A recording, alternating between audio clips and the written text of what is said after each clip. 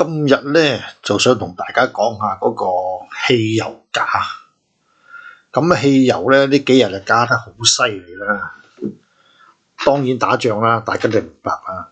就講嗰啲油站好無良到點樣咧？嗱，我哋最近有時報紙睇到咧，有啲叫做咩非法油站啊咁咩叫非法油站咧？其實非法油站有兩種，一種咧就係賣汽油啦，即係電油啦嚇；一種係賣柴油啦，即係油渣啦。咁賣汽油嗰啲咧，因為政府要納稅，咁變咗咧海關你會參與，同埋啲汽油都危險，變咗唔可以亂咁儲存。喺消防方面咧就比較嚴謹一啲。咁我今日主要咧就想講柴油，因為柴油就影響好大。咁柴油咧其實就免稅，咁變咗咧海關就唔會理。咁係拉乜嘢咧？就拉一個叫做消防，咁話係危險啦嚇。咁柴油喺打仗前嘅幾多錢一公升咧？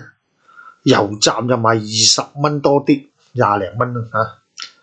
咁佢油庫出嚟幾多錢咧？講喺油庫出嚟咧，大約係4個6一公升。咁出邊嗰啲非法油站咧，就大約賺1蚊一公升到啦，咁啊賺5個6。油站就賣20幾蚊喎，免稅嘅喎，幾暴利咧？咁啊幾日前突然加價，咁啊油庫出油價咧就大約係9個6一公升，嗱由4個6加到9個6啊，加咗5蚊，即係超過1倍度。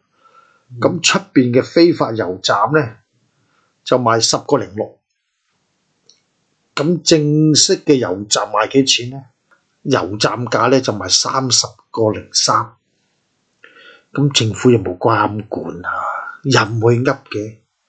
或者我睇睇舊年又係打仗，一打仗咧嗰啲油本來賣10零蚊一公升嘅啫，突然咧就加咗好多。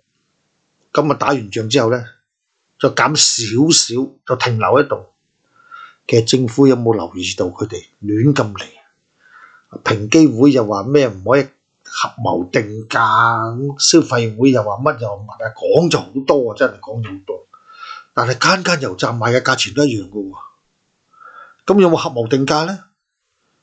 其實政府邊夠膽搞人啊？真係拉埋晒嗰啲咩小販啊、咩街市啊，都最而家咩電視廣告啲係咪喺街市合謀定價都話要拉，歷來都冇一個政府咁搞佢喎。又唔會講喎，咁而家一話打仗啫，其實啲油之前喺新加坡提煉嘅時咧，已經係好耐之前買落嚟嘅，嗰啲已經係舊油價啦。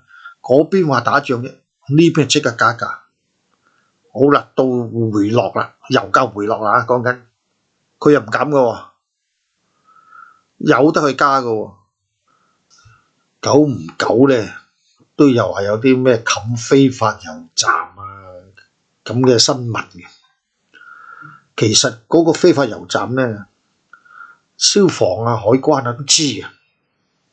不過咧就定期咪交下功課咯，係嘛？平時冇人理佢嘅，咪繼續經營咯。哦，呢排又好似冇咩做，咪揾啲嘢做下咯。點解會有啲咁嘅油站生存到咧？就油公司嗰個暴利，令到佢哋有個空間啊！咁啊變咗好多人咧就鋌而走險啦嚇，政府就冇嘢唔理佢咯，有嘢咪執兩件交下數咯。幾日前就有單新聞啊，就話屯門有幾架貨車俾人偷油，話偷咗3萬蚊啦嚇。咁啊真係好奇怪，以前呢啲嘢咧大陸就有發生，香港就好少。因為咧你啲油都好重，又污糟邋遢，佢有流動性，你冇一個桶去裝咧，你都裝唔到。咁其實偷油其實都唔係一件容易嘅事，因為你慢慢啜啊嘛，你唔會話有啲好快嘅拎走啊，佢慢慢啜咧。咁證明咗咩咧？證明咗就係啲油咧個價錢咧就太過貴，貴到咧嗰啲人咧負擔唔起要偷。咁我哋睇翻最近嘅大陸啦嚇，唔好講太遠啦，講大陸1/3油價啫喎，大陸都有得入口嘅啫喎，大陸都有唔係自己嘅喎，咁點解人哋做到，香港做唔到？